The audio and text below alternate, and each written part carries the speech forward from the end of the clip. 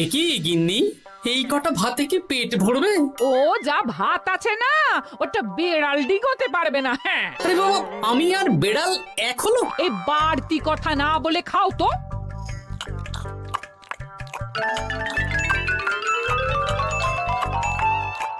গিন্নি, পেটটা ভরেনি বুঝলে, তুমি আর এক হাঁড়ি ভাত বসাও।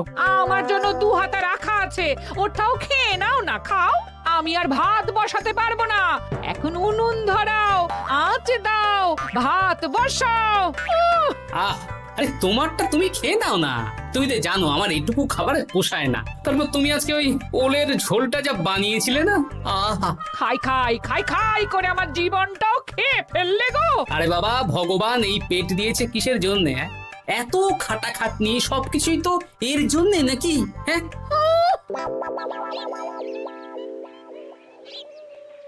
দাদু, অনেকদিন ভূতের গল্প শুনিনি, আজকে আমরা ভূতের গল্প শুনবো। বেশ, শোন তাহলে। আমাদের রাজ্যে আজ থেকে বেশ অনেক বছর আগে একটা খুব পেটুক লোক থাকতো। তোমার মতন পেটুক? বলতে পারিস, কিন্তু ওর গিন্নি ওকে ভালো মতো খেতে দিত না। তাই একদিন না খেয়ে খেয়ে অক্কা পায় আর ভূত হয়ে এদিক সেদিক ঘুরতে থাকে। তারপর কি হলো দাদু? তারপর তো সে এক মজার ব্যাপার। ভূতকে ওর গিন্নি চোখে দেখতে পেত না, তাই সেই পেটুক ভূত কিছুদিন পর থেকে গিন্নির উপর হুজ্জুতি শুরু করলো। কিরকম হুজ্জুতি দাদু? গিন্নি যা রান্না করতো সব চুরি করে খেয়ে নিত। এই এসব উল্টো পাল্টা কথা বলে আমাকে ভয় দেখাতে পারবে না। হ্যাঁ, এই যে তোরা চটপট খেয়ে নে, নইলে তোদের দাদু আবার ভাগ বসাবে রে। খা। আচ্ছা দিদা। এই শোনো না, তুমি আমার জন্যেও আরো কয়েকটা বেগুনি ভাজো। হ্যাঁ, এই তো একটু আগে 4টে বেগুনি আর 1 বাটি মুড়ি দিলাম। হ্যাঁ, আরে সেগুলো তো পেটের কোন কোনায় হারিয়ে গেছে গিন্নি। তুমি ভাবো আমিও হারিয়ে গেছি? বেশি খিদে পেলে নিজে রান্না করে খাও। আর সে তুমি না থাকলে আমি রান্না করেই খেতাম। দিদা, দাদু কিন্তু তোমাকে চলে যেতে বললো। কি বললে? আমি চলে যাব? আরে তাহলে তাই হবে। এই গুলটে, তুই এসব কি বলছিস বলতো? গুছিয়ে বিদায় নিচ্ছি। আরে আরে আরে, কোথায় চলে যেতে বললাম গিন্নি? বলেছি আর না, আজকেই আমি বাপের বাড়ি চলে যাব। হ্যাঁ, এই দেখো, আমি কোথায় চলে যেতে বললাম? তোমার মনের কথা আমি বুঝে গেছি। এই দেখো, থাকবো না এই পোড়ার মুখ সংসারে। যা। লক্ষ্মী সোনা রাগ করেছে। হাওয়া গরম আছে, চল এখান থেকে বেগুনি নিয়ে এখন কেটে পড়ি। আরে সামান্য ব্যাপারে রাগ করার কি আছে বলো তো? এবার নিজের সংসার নিয়ে নিজে থাকো, সারাদিন শুধু খাই খাই আর খাই খাই। নাও এবার ঠেলা সামলাও। ভুল করেও আমাকে বাপের বাড়িতে ডাকতে যাবে না বলে দিচ্ছি। যদি যাও তাহলে আমার থেকে খারাপ কেউ হবে না, এই বলে দিলাম। ওগো, তুমি আমায় ছেড়ে চলে গেলে গো, এবার আমি কার কাছে বায়না করবো গো?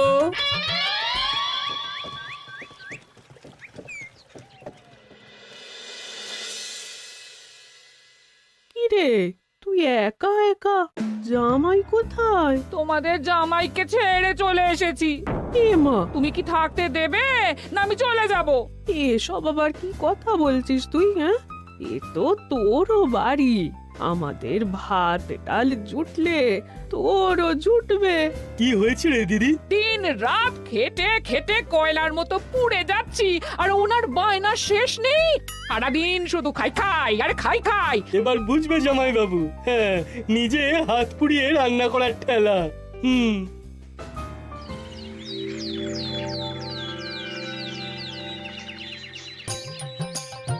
গোপাল দাদা, ও গোপাল দাদা, ও গোপাল দাদা, গোপাল দাদা, এ দরজা খোলো, মহারাজ ডাকছেন।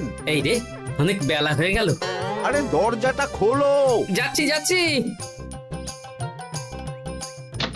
আরে আজকে তো গ্রামের সেচ প্রকল্প নিয়ে আলোচনা আছে, মহারাজ তাই তোমাকে ডাকছেন। মুখ হাত ধুয়ে যাচ্ছি।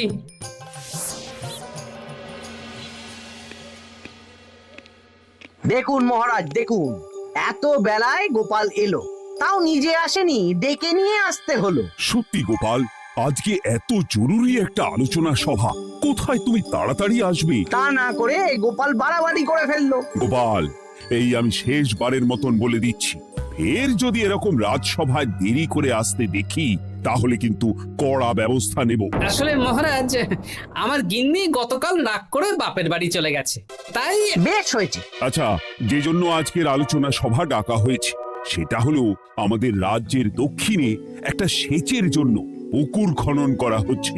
এ তো খুব ভালো কথা মহারাজ। দক্ষিণের চাষি ভাইরা অনেক দিন ধরে জলের সমস্যায় ভুগছিল, এবার একটা সুরাহা হবে। কিন্তু এটার জন্য তোমাদের বেতন কয়েক মাস কম পাবে তোমরা। এ কি কেন মহারাজ? তোমার তো এখন একজনের সংসার গোপাল, তোমার আবার চিন্তা কিসে? তাহলেও সেচের জন্য পুকুর খোঁড়া হবে, তার সাথে আমাদের বেতনের কি সম্পর্ক? কারণ ভাড়ারের অবস্থা খুব একটা ভালো নয়, তাই আগামী 3 মাস তোমাদের বেতন 5 মোহর করে কম দেওয়া হবে। হ্যাঁ? হ্যাঁ নয় হ্যাঁ। আর ওই 3 মাসের কেটে নেওয়া বেতন চতুর্থ মাসের বেতনের সঙ্গে যোগ করে দেওয়া হবে।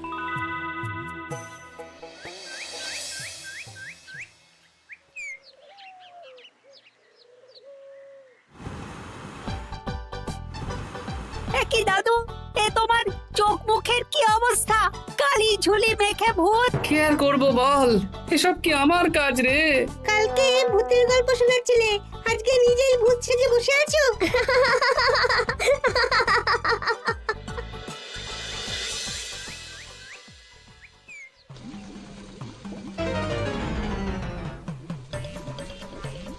এই রে, ভাতগুলো পড়ে গেছে। দূর দূর দূর, এভাবে হয় নাকি? না, এবার থেকে ভোজনালয় থেকেই খাবার খেতে হবে। একার জন্য কে আবার রান্না করে? দূর দূর। কি গোপাল দাদা, তুমিও আমার মতন ভোজনালয়ে খাচ্ছ? আমার না হয় বাড়িতে রান্না করার কেউ নেই। আমারও নেই, যে ছিল সে ছেড়ে চলে গেছে। ভাই, আর একটু ভাত দেবে? গোপাল দাদা, ভাত আর হবে না গো, আরো কয়েকজন দৈনিক খদ্দের আসবে, তাদের জন্য রেখে দিয়েছি। তাহলে কি আর করা যাবে? একটু একটু ওই তরকারি একটা শাল পাতায় মুড়ে দে, বাড়িতে গিয়ে মুড়ি দিয়ে খাবো। আচ্ছা, তা দিচ্ছি। তুমি খাওয়া হয়ে গেলে হাত মুখ ধুয়ে নাও। আচ্ছা গোপাল দাদা, গিন্নিমা চলিয়ে গেল কেন? সে তোর গিন্নিমাকে গিয়ে জিজ্ঞেস কর। সে তো জিজ্ঞেস করতেই হবে, তোমার মতো একটা ভালো মানুষকে ছেড়ে চলিয়ে গেছে।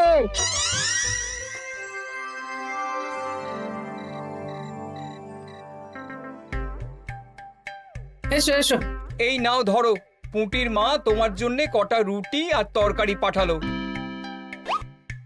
শুনলাম তুমি বাইরে ভোজনালয় খাচ্ছ। কি আর করবো বলো, একদিনই ঘর দুয়ারের একই অবস্থা করেছো গো গোপাল দাদা।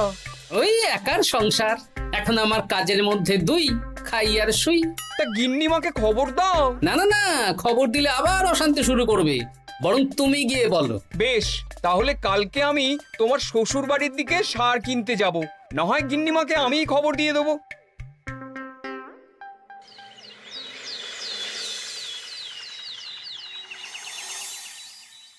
বাড়ি ঘর গোছালো, তাতে আমি কি করতে পারি?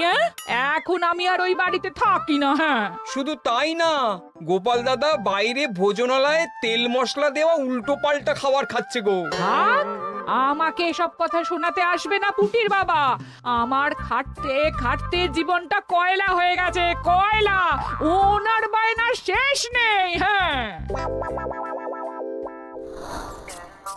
বুঝলে গোপাল দাদা, আমি গিন্নিমাকে অনেক করে বোঝালাম, কিন্তু কিছুতেই কোনো কথা শুনলো না।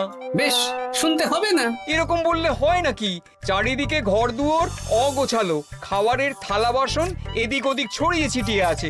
ওরে বাবারে, ইঁদুরেও আস্তানা করেছে। যা হচ্ছে হোক।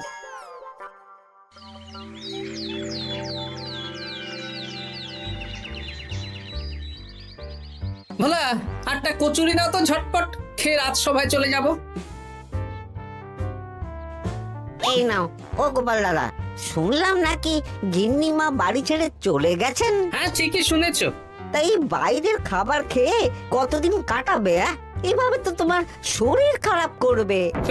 ওই শরীরের নাম মহাশয়, যা সবে তাই সয়। রান্না বান্না করছো বাড়িতে? না, রান্না করার লোক নেই, আর আমার দ্বারা ওসব কালিঝুলি মাখাও সম্ভব না। দেখো গোপাল দাদা, এই রোজ রোজ বাইরের খাবার খাওয়া ভালো নয়। ভাবছি আরেকটা বিয়ে করব। হ্যাঁ, বলো কি গিন্নিমা জানলে তো? জানলে জানুক, ও তো এখন আর আমার কেউ নয়। গোপাল দাদা আরেকটা বিয়ে করবে? না না না না না, গিন্নিমাকে বলতেই হবে ব্যাপারটা।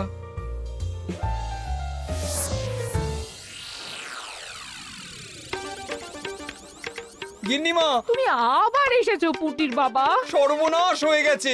আবার কি সর্বনাশ? হ্যাঁ, বাড়ির চারিদিকে অগোছালো, ইঁদুর মশা মাছি ঘুরে বেড়াচ্ছে। আমি আর ওই বাড়িতে যাব না। গোপাল দাদাও সেই ব্যবস্থাই পাকাপাকি করতে চলেছে, আরেকটা বিয়ে করবে। কি বললে? জল জ্যান্ত বউ থাকতে আরেকটা বিয়ে? হ্যাঁ, আমি আজকেই যাব। ওর একদিন কি আমার একদিন? হ্যাঁ, আমি আজকেই যাব। এই দিদি, এক মুহূর্তে এরকম বদলে গেলি কেন? আবার আবার তো জামাইবাবু তোকে কাটাবে। তা বলে তোর জামাই বাবুটাই অন্য কারোর হয়ে যাবে? হ্যাঁ, আমি বেঁচে থাকতে আমি হতে দেব না। তাহলে দিদি আমিও যাব। ওই জামাইবাবু অতিরিক্ত খায়, জামাইবাবুর খাওয়া বন্ধ করতে হবে, বুঝলি? ঠিক আছে, চল তাহলে চল। ঠিক আছে, চলুন তাহলে। হ্যাঁ হ্যাঁ, তাই চলো। বুঝলি দিদি, আমার মাথায় একটা মতলব এসেছে। হ্যাঁ। কি মতলব শুনি?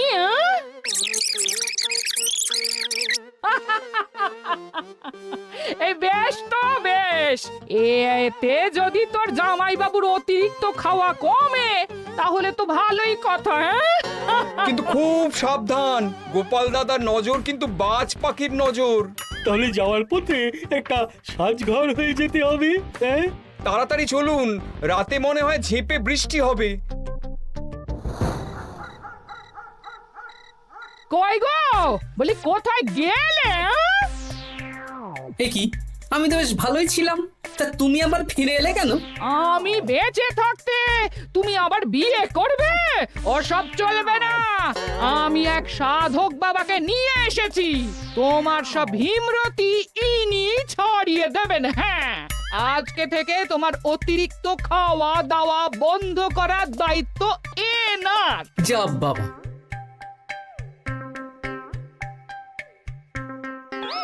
কি করেছো গো? হ্যাঁ, ঘর দুয়ার তো পুরো শ্মশান হয়ে গেছে গো। এখন আবার তোমার ঘর তুমি পরিষ্কার করো। সে করছি, তুমি যাও বাজার করে নিয়ে এসো। ভোলার দোকান থেকে বেশি করে ছানা আনবে, আর রাতে ছানার বড়া করে তরকারি বানাবো। হ্যাঁ, আহা, কতদিন খাইনি, এক্ষুনি যাচ্ছি। তাড়াতাড়ি যাও, তাড়াতাড়ি যাও, মেঘ ডাকছে, রাতে বৃষ্টি হবে। আমি এই ঘর গুছিয়ে রান্না বসাচ্ছি গো। বলো কি গোপাল দাদা, গিন্নিমা ফিরে এসেছেন? হ্যাঁ, সকালে তোমার দোকানে বলেছিলাম না বিয়ে করব, সেটা নিশ্চয়ই কেউ শুনে গিন্নির কানে দিয়েছে। ব্যাস, ঘরের বউ ঘরে চলে এলো। সকালে যখন তোমাকে আমি ওই কচুরি দিচ্ছিলাম, তখন তো ওই পুঁটির বাবাকে দোকানের সামনে দিয়ে হেঁটে যেতে দেখেছিলাম। তাহলে পুঁটির বাবাই খবর দিয়েছে, ভালোই হয়েছে। যাই হোক, আমাকে ওই 500 গ্রাম মতো ছানা দাও তো, গিন্নি ছানার বড়া দিয়ে তরকারি করবে। ভালো তো, ভালো তো, তোমরা ওই কর্তা গিন্নি একসাথে খাবে। আবার কোন সাধককে নিয়ে এসেছে যে আবার খাবার খাওয়া নিয়ন্ত্রণ করবে? দেখো কি করে তোমাকে সামলায়। এই নাও।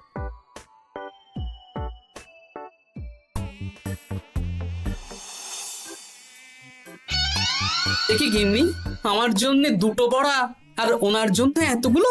বেশি খেলে তোমার চেহারা ঠিক হবে না বৎস, তোমাকে রোগা হতে হবে, তাই কম খেতে হবে, বুঝলে? ঠিক আছে, আপনাকে আমি মজা দেখাচ্ছি। অগত্যা গিন্নির হাতের খাবার খাচ্ছি, এই আমার 14 পুরুষের ভাগ্য ভালো।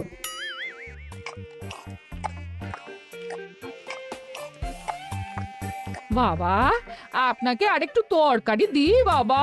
দে মা, দে। আমাকে দাও। একদম না, বলেছি না তোকে রোগা হতে হবে। হ্যাঁ, কি মশা রে তোদের বাড়িতে। আরে রে, নকল গুফ, মশা যাওয়ার আগে আপনাকে আমি তাড়াবো। এই কদিন চারদিকে সব ছড়িয়ে ছিটিয়ে নোংরা করেছে, মশা মাছি এত তাড়াতাড়ি যাবে না। হ্যাঁ, আমার খাওয়া হয়ে গেছে, আমি উঠলাম। আপনি ভালো করে খান, কেমন?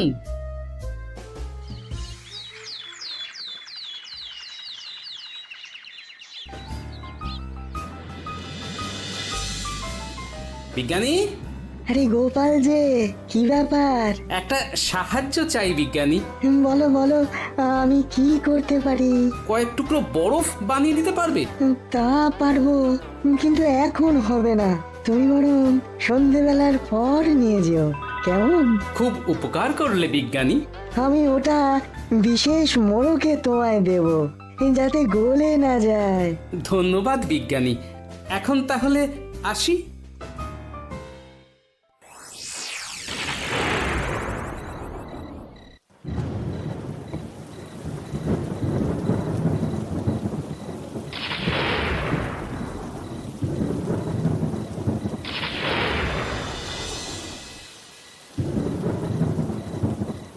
ভালো করেছিস বাবা, যা মশার উৎপাত, মশারি ছাড়া ঘুমোনো যাবে না। কথায় আছে সেবাই পরম ধর্ম, তাই একটু ধর্মকর্ম করছি আর কি। আপনি ঘুমিয়ে পড়ুন, আমরা ওই ঘরে গেলাম। হ্যাঁ, সব দরজা জানলা ভালো করে বন্ধ করে দিয়েছো তো? ঝেপে বৃষ্টি নেমেছে। হ্যাঁ হ্যাঁ, কোনো চিন্তা নেই, তুমি ঘুমো। আজকে অনেক খাটনি হয়েছে গো। হ্যাঁ, জয় ঠাকুর।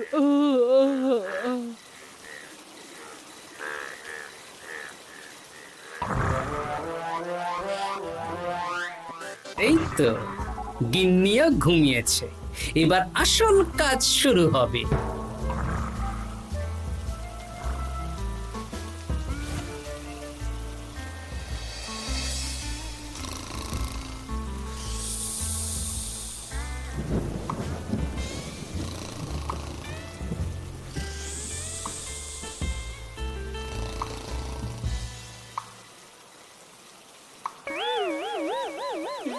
কি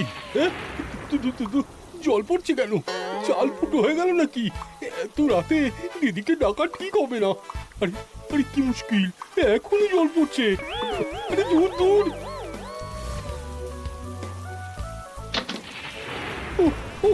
বাপরে বাপ।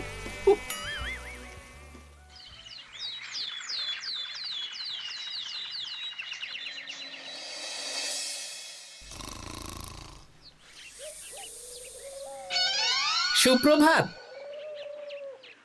প্রভাত আর শু নেই। কেন? সারা রাত প্রথমে ভিজেছি, তারপরে মশার কামড় খেয়েছি। ভিজেছেন কেন? আচ্ছা, কি আচ্ছা। রাতে চাল ফুটো হয়ে জল পড়ছিল। আচ্ছা, খুব ঠান্ডা লেগেছে। একটু একটু মধু আর তুলসী পাতা দে, একটু খাই। এই দিচ্ছি বাবা। এ হতেই পারে না, কদিন আগেই তো চাল সারিয়েছি। ঘরের মধ্যে তাহলে জল এলো কি করে? ঠিক যেভাবে আপনার নাকের নিচে নকল গোঁফ এসেছে শ্যালক বাবু, ঠিক সেইভাবেই। এই রে, হয়ে গেল। দাড়িটাও তো নকল। না মানে আমি বুঝিয়ে বলছি গোপাল, তুমি তো একটু বেশি করে খাও, তাই আমি ভেবেছিলাম ওই তোমার যাতে খাওয়াটা একটু কমে, তাহলে আমার দিদির খাটনিটা একটু কমবে। খাটনি কমাতে তো আপনি আসেননি, উল্টে আপনি নিজে ছলে বলে খাচ্ছিলেন। অতিথি হিসেবে এলে নিশ্চয়ই খাওয়াতাম, কিন্তু এটা আপনি ঠিক করেননি। ওগো, ও তো আমার ভালোর জন্যই করেছে। তুমি আমার বিবাহিত স্ত্রী, ও এখন তৃতীয় ব্যক্তি, তুমি ওর কথা কেন শুনবে?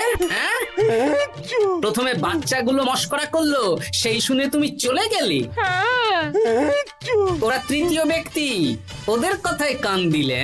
তারপর পুঁটির বাবার কথা শুনে বিশ্বাস করলে আমি সত্যিই বিয়ে করছি। হ্যাঁ, এই জন্যই তো চলে এলাম। হ্যাঁ, এখানে পুঁটির বাবাও তৃতীয় ব্যক্তি, আর তারপর শ্যালক বাবুর কথায় আমাকে কম খেতে দিচ্ছ, আর উনিও তৃতীয় ব্যক্তি।